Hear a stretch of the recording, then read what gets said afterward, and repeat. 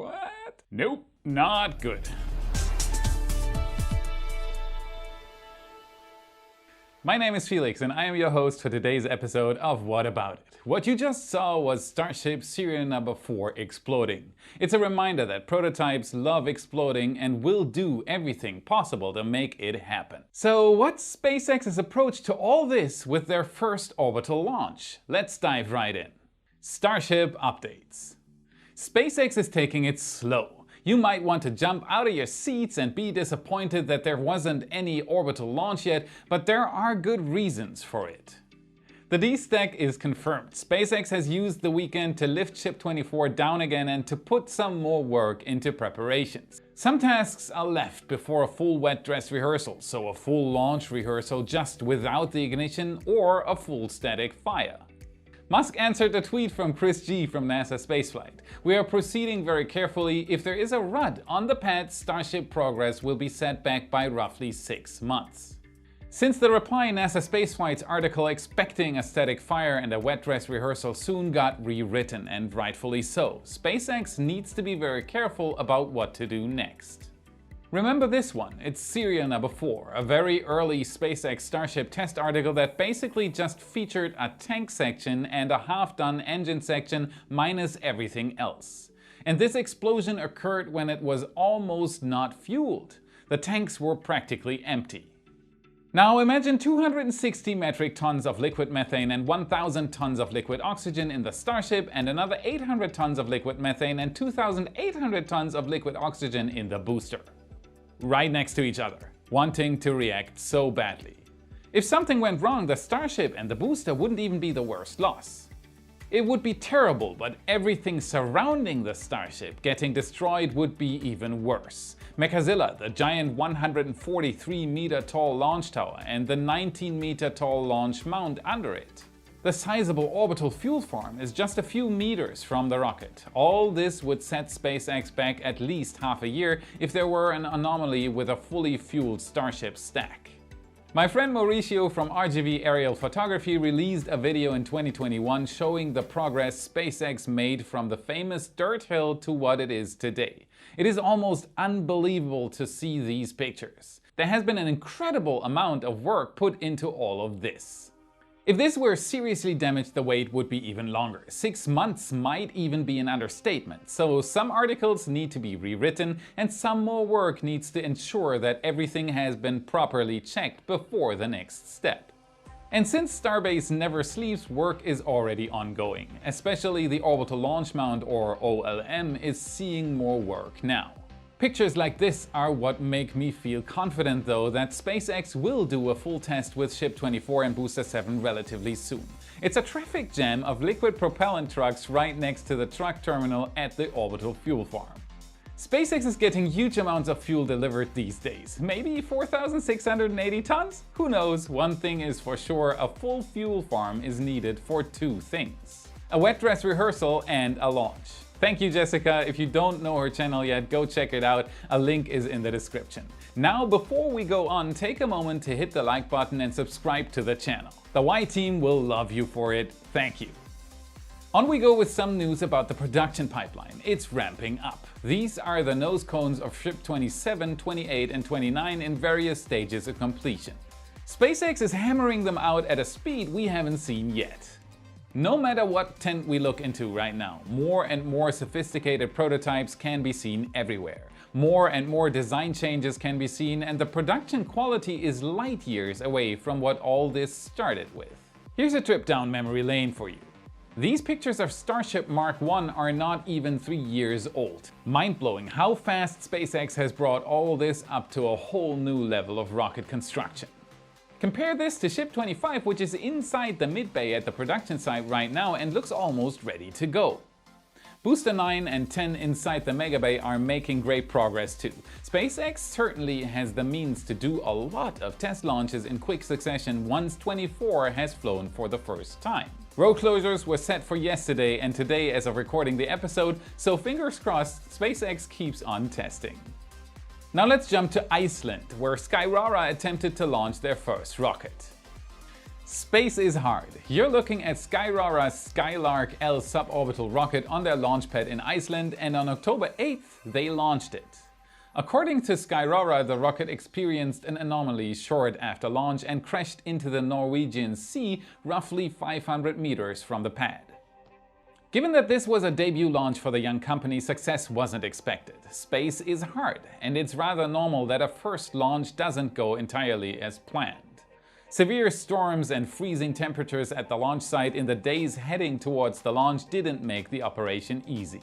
No people or wildlife were harmed, and Skyrora has begun an investigation to learn from the failure. Skyrora has big plans. This is their large Skyrora XL rocket performing a second stage static fire in August. 22.7 meters tall and capable of lifting up to 315 kilograms to low Earth orbit, Skyrora XL will be the UK's and Europeans' answer to rockets like Electron from Rocket Lab.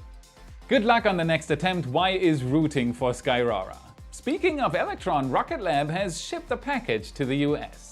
Electron has arrived in the US. To be precise, a Rocket Lab Electron rocket has arrived at the company's Virginia Launch Complex 2 in preparations for its first launch from US soil at Virginia Space's Mid-Atlantic Regional Spaceport within NASA's Wallops flight facility. Launch Complex 2 is a significant milestone for Rocket Lab, 3 years in the making. Planned to launch Rocket Lab's Electron rocket and later on the Neutron rocket with the new and fully reusable rockets production complex in Virginia as well, this first launch is only the beginning of a much larger plan. Encouraged by NASA's recent progress in recertifying its autonomous flight termination unit software, which is required to enable Electron launches from Virginia, Rocket Lab has scheduled the mission from Launch Complex 2 in December 2022. Peter Beck and Rocket Lab are about the only ones seriously chasing SpaceX's plan of a fully reusable rocket at this time, and I am extremely excited to see progress being made on the US side of things. On we go with another rocket failure. The Epsilon rocket, launched 6 times in total since September 14th of 2013, 24.4 meters tall, 3 stages, entirely solid rocket motor propelled, and capable of lifting 700 kilograms to low Earth or 590 into a sun-synchronous orbit. And it failed shortly after the launch. The reason is still unknown, but JAXA pulled the trigger and activated the flight termination system shortly after the second stage cut off. All 8 payloads were lost. Another good example of building rockets being a difficult task. Epsilon is soon to be replaced by Epsilon S, an advanced and redesigned version of the solid motor rocket. As its first stage, it will use a solid rocket booster from the not yet launched Japanese H3 rocket, further lowering the cost per launch. Did you like the episode so far, and are you still looking for a good Christmas gift? Speaking of reducing cost, our YWare merchandise shop is offering free standard shipping from October 19th to the 23rd in the US. Grab yourself the new Becoming Multiplanetary shirt featuring a design by Tony Baylor. Now let's talk SLS again, or better DST. Don't know what that is? Let's dive right in. Everyone watching my episodes likely knows what SLS stands for. It's NASA's Space Launch System, an arguably outdated rocket lacking any reusability aspects but still heavily in production. Now NASA has announced that a new company will provide them with up to 20 SLS rockets. DST, or Deep Space Transport, formed on June 6th and largely kept a secret to the public, is a newly created joint venture between Boeing and Northrop Grumman, the 2 largest contractors for SLS hardware.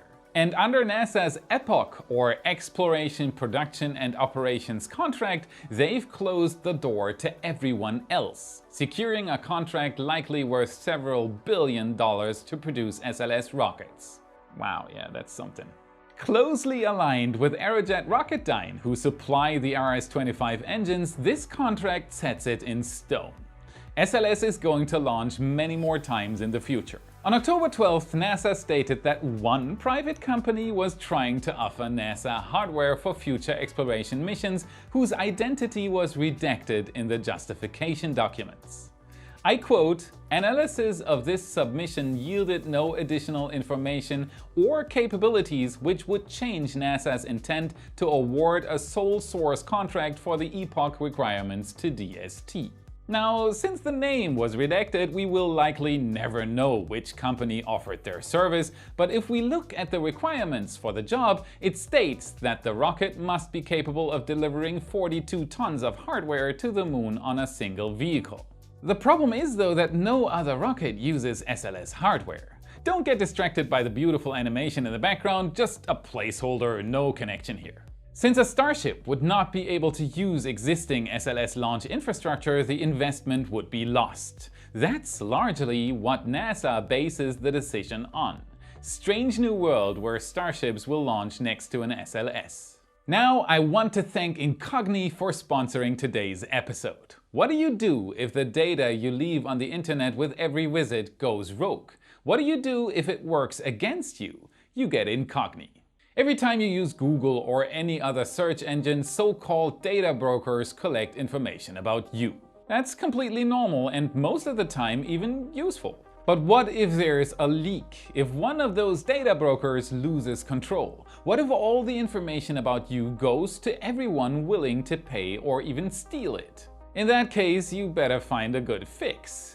Ever wonder why you get so much spam mail every day, or why a company you've never talked to seems to know everything about you? It's because data brokers are not playing fair. They don't clean up the mess they create. Governments have given you the right to get the data deleted, but there are so many places where your data can be found, it would take years to get it deleted by sending emails and requesting deletion. The internet never forgets, right? Not entirely. You just need the means to fix a broken system. Incogni helps you protect your privacy and takes your personal data off the market by reaching out to data brokers on your behalf, requesting your personal data removal, and even dealing with their objections. Fully automated, system fix. Create an account, grant the right to work for you, kick back and watch Incogni work. Reports about success included. And they are so confident that you even get a 30-day money-back guarantee. The first 100 people to use my promo code Felix at the link in the description will get 20% off Incogni. Protect your privacy and help What About It at the same time? Incogni.com/Felix. That's it for today. If you want to get even smarter about space and rockets, watch this video next to continue the journey. Thank you very much for watching and I'll see you again in the next episode. My friend Mauricio from RGV Area needs to ensure and looks almost ready to go. To be prips.